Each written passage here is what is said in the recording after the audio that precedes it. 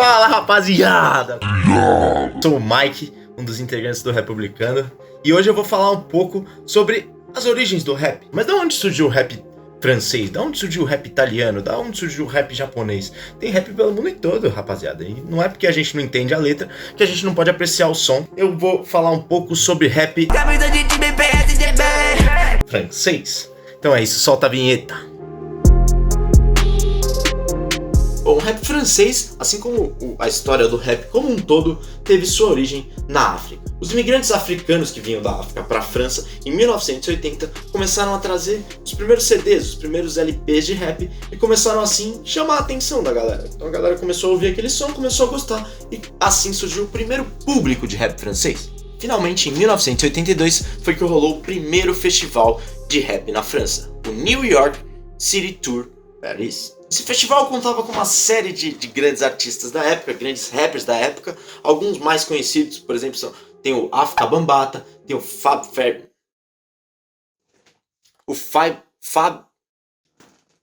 Five Freddy. São rappers americanos de origem africana que faziam bastante sucesso no começo da década de 80. E junto com eles veio o Sidney Dutel, que seria o guru do primeiro DJ francês, o Dynasty, assim como nossos queridos do Dinastia, aqui do Brasil. Bom, depois do lançamento do primeiro disco de hip hop, de toda essa movimentação, festivais, enfim, começou a crescer o negócio na França. Então o rap começou a ficar mais conhecido, a galera começou a se interessar mais e assim também surgiram os primeiros MCs franceses. E assim como a origem do rap francês, eles também vieram da África. Então temos grupos como Supreme NTM, Assassins e o MC Solar, que é um MC senegalês que veio com a família para a França. E a gente vai curtir um sonzinho dele. Seul dans ma chambre, un jour normal. J'apprends dans les journaux que je suis dans l'axe du mal. Je lis entre les lignes et je comprends qu'on veut me kill. Donc je ferme la serrure pour être un peu plus tranquille. O que esses caras falavam nesses primeiros sons? Era basicamente dois temas assim principais que eu consegui notar. Preconceito, a desigualdade social. Como o rap vem da rua, toda a origem do rap, inclusive o rap francês, esses dois assuntos não poderiam faltar. Até porque são assuntos muito importantes e que até hoje a gente tem que falar e repetir, porque a coisa não mudou. Bom, em quesito de preconceito, acho que o principal ponto que eles tocavam era a colonização. Basicamente, a colonização são os europeus que tinham todo o poder, então dinheiro da época, mais ou menos 1800, assim, 1700, 1800, que deu o boom, assim. Então o que eles faziam? Eles vinham pra África, vinham pra América, vinham pra América do Norte, Austrália, Ásia. A colonização foi basicamente a Europa se expandindo pro mundo. E com isso, o que basicamente eles faziam quando eles chegavam? Eles chegavam, levavam toda a matéria-prima, tudo que eles tinham, iam arrancando, iam tirando, e as pessoas que estavam morando lá serviam de escravos. Mas o negócio é muito sério. Então eles tiravam os caras das casas deles, da onde eles nasceram, levavam para os países deles para trabalhar como escravo. Às vezes nem era para o país deles, às vezes era para um outro país, por exemplo. Tinha muito escravo que vinha para o Brasil. Eu não sou a pessoa mais recomendada para falar de escravidão. Além deles falarem dessa questão da colonização, eles falavam muito sobre o que era passado nas escolas que vinha disso. Então, o que a história francesa conta, assim como a história que a gente tem no Brasil conta? Que os colonizadores eram os heróis e foram para a África para libertar as pessoas e que os recursos naturais eram de todo mundo, eles tiravam e espalhavam pelo mundo. Basicamente é essa história que a gente conhece na escola, sem falar de religiões que estavam já no lugar, então, seja religiões africanas, indígenas, qualquer tipo de religião não é passada. E eles questionavam bastante isso. Então por que a nossa história não é contada? Por que só a sua história é contada? Por que o nosso povo foi tão tratado tão mal quando veio e vocês continuam, mesmo quando acabou a escravidão, vocês continuam tratando a gente como se fosse inferior. Então eles falavam bastante disso. E aí tem questão de renascentismo, de iluminismo, que é umas coisas mais... não vou entrar em detalhes. Outro ponto que foi bastante tocado pelos rappers nessa época e que continua até hoje é a tal da desigualdade social. Ela também é decorrente dessas coisas ela vem dessas coisas que eu falei, mas é outro tipo de problema, porque como eles são tratados como inferiores, eles não tinham o mesmo estudo e não têm o mesmo estudo até hoje, e por isso existe essa desigualdade social. Então, eu peguei um dado aqui de uma pesquisa que foi feita na França, só para mostrar um pouco para vocês como que é essa questão. Dos alunos que têm pais operários, ou seja, pais de classes mais baixas, só 42% de todo mundo que entrou no começo, só 42% das pessoas, que é menos da metade das pessoas, entra no ensino médio, que é o lycée deles. Não é muito bem ensino médio, mas comparando é como se fosse. E só 24%, ou seja, metade dessa galera, chega na faculdade. É tipo 1 a cada 5 pessoas chega na faculdade. Enquanto, se você for pegar as pessoas de pais de classes mais altas, com mais dinheiro, 90% é o índice de pessoas que chegam na faculdade. Então, aí que vem, você está falando de desigualdade. A desigualdade basicamente parte disso, porque depois, se a pessoa não tem estudo, ela não consegue o mesmo emprego. Se ela não consegue o mesmo emprego, ela não vai conseguir o mesmo dinheiro. E assim, ela não vai conseguir colocar o filho numa boa escola e temos um ciclo. Né? E eles falam bastante sobre isso. Bom, mas em 1990, que o rap francês lançou o primeiro disco que seria lançado por uma grande gravadora, a Virgin Records. E por que isso é importante?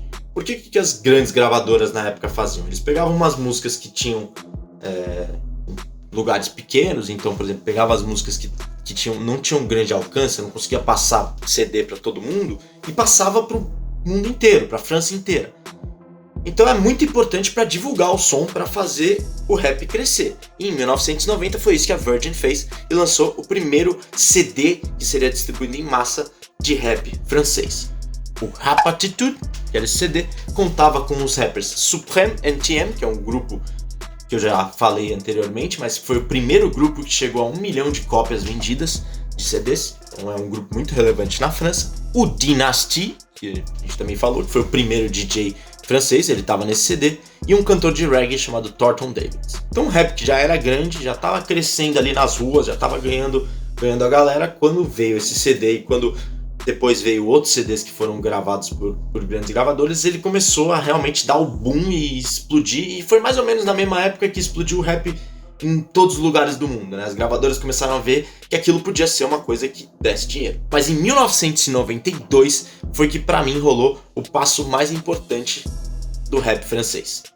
O grupo Assassins, que era um grupo muito famoso de rap francês da época, lançou a sua primeira gravadora independente. Mas por que isso é importante?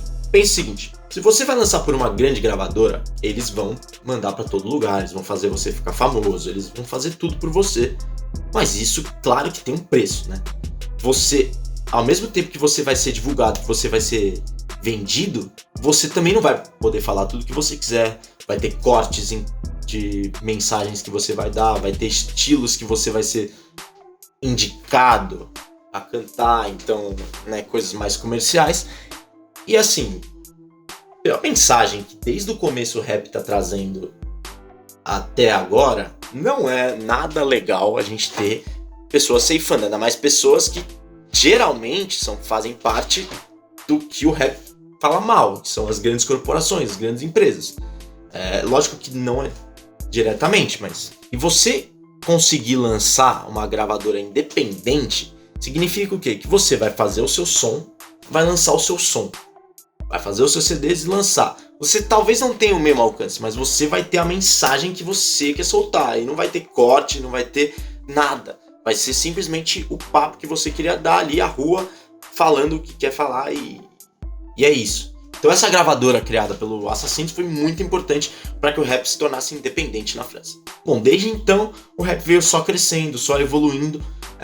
Acompanhou aí a onda do rap no mundo também, então o rap americano que trouxe bastante, o rap na Europa já estava vingando um pouco, e começou a crescer e se tornou o estilo de música, hoje em dia é o estilo de música mais ouvido pelos jovens franceses. Eu sei que provavelmente vocês não ouviram falar muito do rap francês, mas eu tenho certeza que alguns sons vocês já ouviram.